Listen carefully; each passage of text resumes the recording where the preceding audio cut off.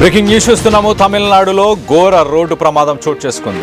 హజ్ యాత్రికుల బస్సు బోల్తా పడడంతో ముందు టైర్ పేలడంతో అదుపు తప్పి ఆ లోయలో పడిపోయింది.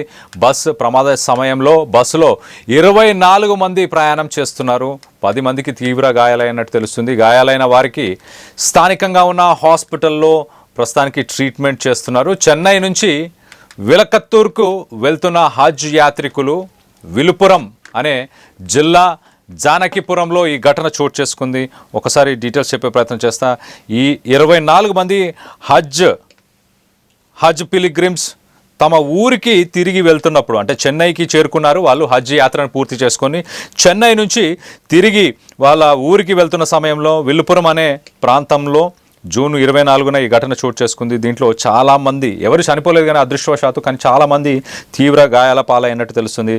వీరందరూ పెరంబలూర్ అనే ప్రాంతం నుంచి వయా చెన్నై వాళ్ళ ఇంటికి, వాళ్ళ ఊరికి రిటర్న్ అవుతున్న సమయంలో ఈ ఘటన చోటు చేసుకుంది. ఆ టూరిస్ట్ వెహికల్ ఏదైతే ఉందో అది వలుదరెడ్డి అనే ఒక ప్రాంతం, విల్లుపురం దగ్గర, ఆ నేషనల్ హైవే దగ్గర ఒక్కసారిగా ముందు ఆ రైట్ సైడ్లో కనిపిస్తున్న టైర్ ఒక్కసారిగా బ్లాస్ట్ అవ్వడంతో ఈ ఘటన చోటు చేసుకుంది. డ్రైవర్ ఒక్కసారిగా ఆ వ్యాన్ కంట్రోల్ తప్పడం, పక్కనే ఉన్న లోయలో తిరిగి పక్కన పడిపోవడం, దాంతో మొత్తానికైతే 10 నుంచి 24 మంది ప్రయాణం చేస్తున్నారు. దీంట్లో 10 నుంచి 24 మందికి గాయాలైనట్టు కూడా తెలుస్తుంది. దీంట్లో చిన్నపిల్లలు ఉన్నారు, అలాగే కొంతమంది పెద్దవాళ్ళు కూడా ఉన్నారు. మొత్తం మీద ఎలాంటి దురదృష్టవ సంఘటన అయితే చోటు చేసుకోలేదు. స్థానికంగా ఉన్న పోలీసులు, ఎమర్జెన్సీ టీమ్స్ వీరందరూ రెస్క్యూ ఆపరేషన్స్ చేస్తూ అక్కడ ఉన్న ప్రయాణికులని ఇమీడియట్గా తరలించే ప్రయత్నం చేశారు. అక్కడికి హుటాహుటిన చేరుకున్నారు. దీంట్లో గాయపడిన వ్యక్తులని దగ్గరలో ఉన్న గవర్నమెంట్ హాస్పిటల్స్కి తరలించారు. ఒక్కసారిగా హైవే పైన ఈ ఘటన చోటు చేసుకోవడంతో, నేషనల్ హైవే పైన ఒక్కసారిగా దాంట్లో హైవే పైన కొంత ట్రాఫిక్ అంతరాయం కూడా కలిగినట్టు తెలుస్తుంది. రైట్ సైడ్ బాక్స్లో మనం చూస్తున్నాం, ఆ విజువల్గా చూడొచ్చు. పక్కనే కొంత లోయలాగా ఉన్న ప్రాంతంలో ఆ బస్సు ఒక్కసారిగా అక్కడ పడిపోయింది, పల్టీలు కొట్టి మరి పడిపోయినట్టు తెలుస్తుంది. ఆ బస్సులో ఉన్న ప్రయాణికులకు సంబంధించిన లగేజ్ అంతా కూడా చల్లా చెదరైపోయింది, నుజ్జు అయిపోయింది బస్సు అని చెప్పుకోవచ్చు.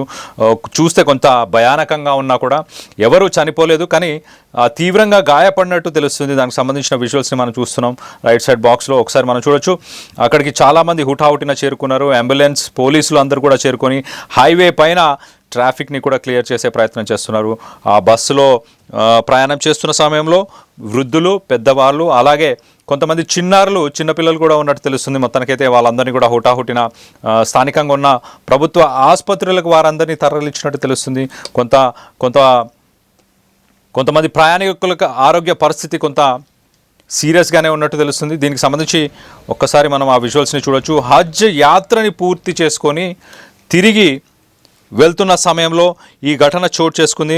ఒక్కసారి ఒకటే ఫ్యామిలీకి మరి సంబంధించిన వ్యక్తుల, ఇతర 2-3 కుటుంబాలకు సంబంధించిన వ్యక్తుల అన్న దానిపై క్లారిటీ రావాల్సి ఉంది. మొత్తం మీద దీనికి సంబంధించి మనం ఆ విజువల్స్లో చూడొచ్చు. నేషనల్ హైవే పరిసర ప్రాంతంలో, నేషనల్ హైవేలోనే ఈ ఘటన చోటు చేసుకోవడంతో కొంత ట్రాఫిక్కి అంతరాయం కలుగుతున్న పరిస్థితులు. 24 మంది హజ్ పిలిగ్రిమ్స్ తమ ఊరికి రిటర్న్ బయలుదేరుతున్న సమయంలో తమిళనాడులో ఈ ఘటన చోటు చేసుకుంది. చాలామంది ప్రయాణికులు ఎవరైతే ఉన్నారో వాళ్ళందరికీ కూడా కొంత సీరియస్గానే ఉన్నట్టు తెలుస్తుంది.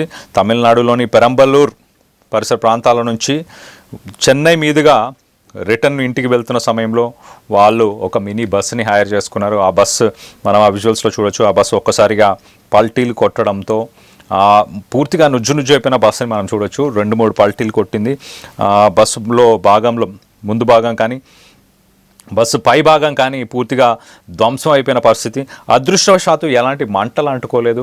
ప్రయాణికులందరినీ కూడా హుటాహుటిన, నేషనల్ హైవే పక్కనే ఈ ఘటన చోటు చేసుకుంది కాబట్టి హుటాహుటిన అక్కడికి పోలీసులు, అలాగే రెస్క్యూ ఆపరేషన్స్, అంబులెన్స్ సర్వీసెస్ అన్నీ కూడా స్థానికంగా హుటాహుటిన అక్కడికి చేరుకోవడం జరిగింది. తర్వాత వారందరినీ కూడా అక్కడ నుంచి ఇమీడియట్గా హాస్పిటల్స్కి షిఫ్ట్ చేసిన పరిస్థితి. దీనికి సంబంధించి మీరేమనుకుంటున్నారు? మీ అభిప్రాయాలని కింద కామెంట్ రూపంలో తెలియపరచండి.